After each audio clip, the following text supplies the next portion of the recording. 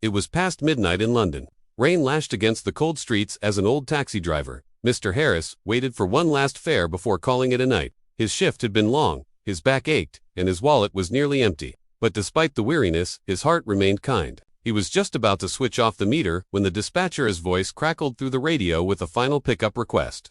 With a tired sigh, he started the engine and headed to the address. Upon arrival, he found himself in front of a dark, silent building that looked almost abandoned. He was ready to leave, thinking it was a mistake, when a faint light flickered in an upstairs window. A few moments later, a fragile elderly woman holding a small suitcase emerged from the doorway. Her eyes were tired, yet they held a gentle warmth. "Could you help me with my bag, dear?" she asked, her voice soft and frail. Mr. Harris managed a weary smile, took her suitcase, and held the back door open for her. As they drove through the quiet, rain-slicked streets, she broke the silence. "Can we take the long way? I'm in no hurry."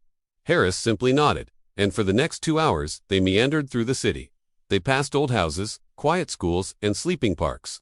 At one point, she pointed to a lakeside bench and whispered, "I used to live there. My husband and I would sit by that lake every Sunday." Her voice trembled with memory. "He's been gone a long time now." Mr. Harris didn't say a word. He just kept driving, offering her the silent comfort of his presence as she revisited her life, one street at a time. Finally, she pointed to a small building with soft lights glowing in the windows. It was a hospice. "Would you mind helping me inside?" she asked. He escorted her to the entrance, carrying her small suitcase. As they reached the door, she turned to him and asked, "How much do I owe you?" Harris smiled gently. "Nothing, ma'am. This one's on me." The woman's eyes filled with tears. "You're a good man," she said softly.